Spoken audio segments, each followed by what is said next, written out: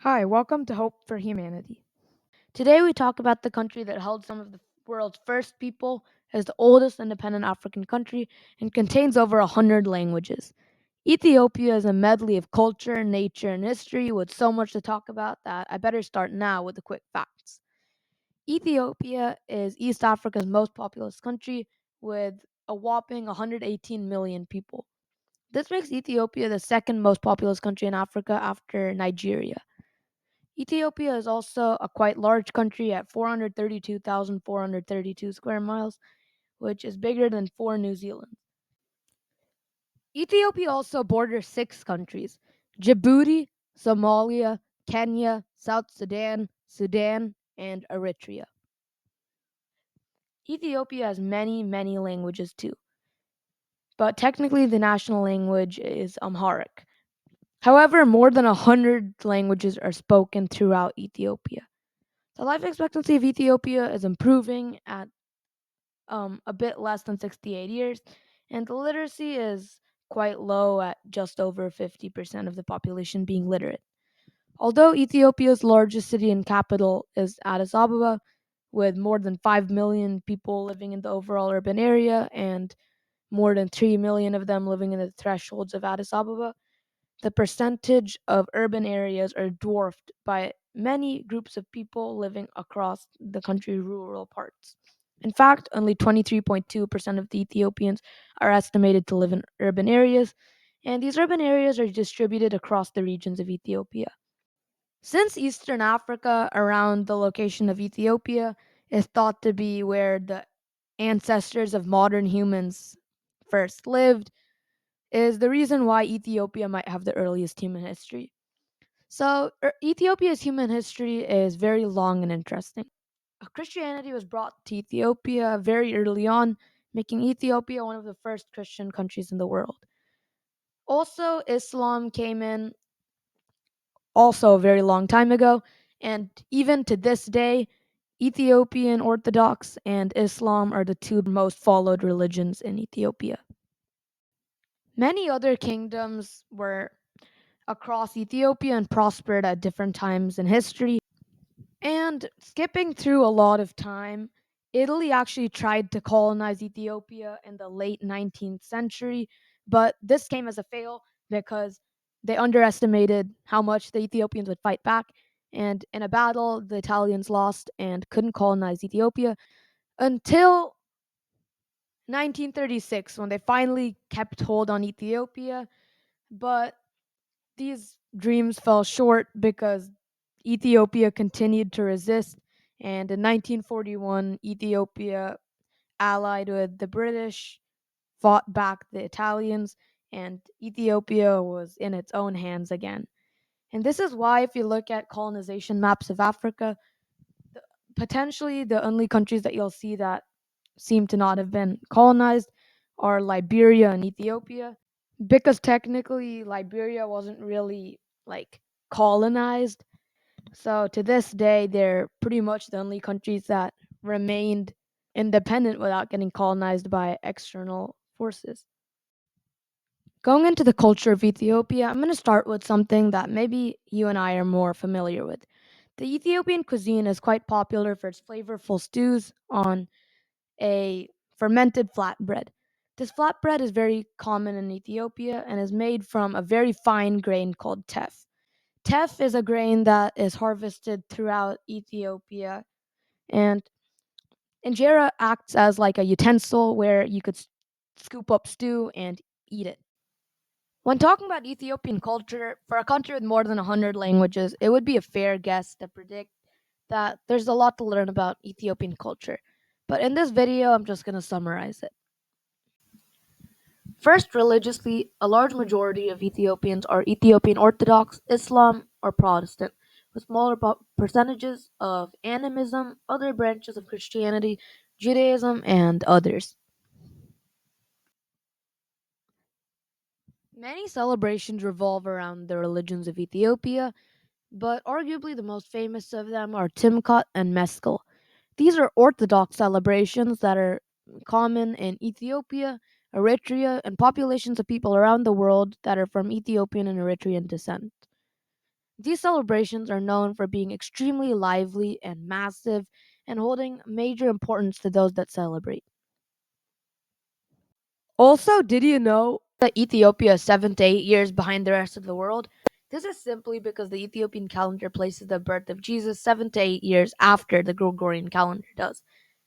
This means that year one for the Ethiopian calendar was 7 to 8 years after year one for the Gregorian calendar.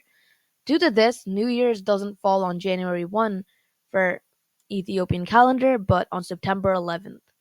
This makes September 11th an important day for Ethiopians because this is their New Year's, according to the Ethiopian calendar. The next topic is one that maybe you're aware of or maybe not. Ethiopia is fairly famous for various different people and their tribal groups that inhabit the lands. One place that's really famous for these people is the Omo River Valley that's inhabited Ethiopians for a very long time.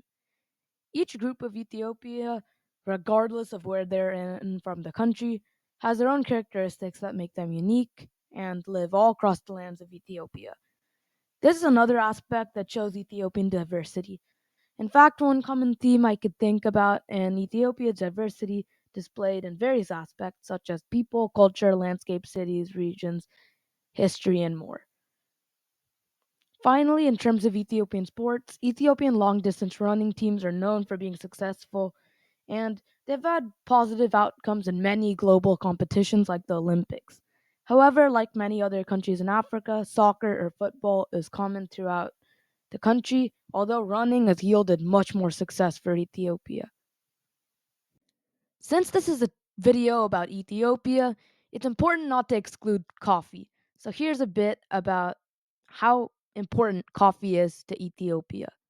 According to Nescafe, Ethiopia is widely considered to be the epicenter of where coffee came from. Since this time, coffee's importance has stayed relevant for years upon years. In European culture, a coffee ceremony is a time of relaxing with guests while preparing coffee as an important part of their day. The popularity of Ethiopian coffee's unique traits has spread to the point where, at least in the US, there are numerous places where you could get Ethiopian coffee beans or even get an Ethiopian style coffee at Starbucks. Economically and developmentally speaking, Ethiopia may be one of the world's poorest countries overall. Unfortunately, landing among the lowest countries in Human Development Index and other criteria like GDP per capita, literacy rate, etc., shows that Ethiopia has a lot of room for growth, which happily is happening. Around 70% of the labor force of Ethiopia is in the agricultural sector, which normally includes the growing of various grains, including teff. Manufacturing is a significantly smaller sector, the vast majority of it being in the two biggest cities of Ethiopia, Addis Ababa and Dire Dawa. The capital of Ethiopia, Addis Ababa, however, has a different story due to how much investment it has from external sources. It serves as a city of opportunities. Also, I couldn't leave out Ethiopian Airlines when talking about the topic of economy because Ethiopia has one of the biggest and fastest growing airports in Africa, which is the hub for the rapidly growing Ethiopian Airlines. Arguably Africa's most successful airline today, with respectable financials and millions of annual passengers, it serves numerous countries, being among the biggest airline in terms of countries served. Also, an interesting fact for anyone with an interest of aviation, the flight with the most people on board in history actually went from Ethiopia to Israel. And even though the history behind it is grim, it still holds this fascinating title of putting more than 1,000 people on one single 747. In terms of Ethiopia's security situation that's been on the news lately, it's pretty complicated because there's still some inter-country conflicts that happen in certain regions of Ethiopia. With this in mind, Ethiopia, however, has improved greatly. This is because I've checked it over the span of a couple of months, and in the beginning it was almost fully red zone, but now it seems that approximately 50% of the country is red, with 25% being orange, and also probably 25% being yellow. And even though there's still room for more safety to come across Ethiopia in the future, this change is definitely commendable and very good for them. Also, in terms of cool places, there's a wide range of things to do. There are waterfalls, numerous national parks where you could awe at the wildlife in some and the landscapes in others, and also history is left behind castles and old architecture too. There's also the famous rock hewn church of Lalibela, which has definitely gotten a lot of attention in the media. There's a lot of museums to look at artifacts for those who like those kinds of things, and also for those that like to do things with big cities and liveliness. Addis Ababa is a solid option, inhabiting millions of Ethiopians and having a city square, and it just a lively urban city. While still kind of on the topic, landscapes are also a big part of Ethiopia. The geography of Ethiopia is famed by the Great Rift Valley, which is a very prominent geographical feature of Africa. You could find plentiful plateaus, mountains, and valleys all throughout Ethiopia, combined with a handful of water bodies. Ethiopia is also landlocked, being one of the biggest landlocked countries in the world. Also, fun fact, Dalal, a locality in Ethiopia, is the hottest average inhabited place in the world. It's very geographically unique, as you can see in the picture. And yeah, there it is, Ethiopia, a very nice country in numerous ways. And even though inter-country violence, poverty, and medical issues may pose a threat to many Ethiopians today, there's hope for the country in the future as its growth rate is so high. I'd like to see Ethiopia continue to grow and improve, and that's Ethiopia from Hope for Humanity.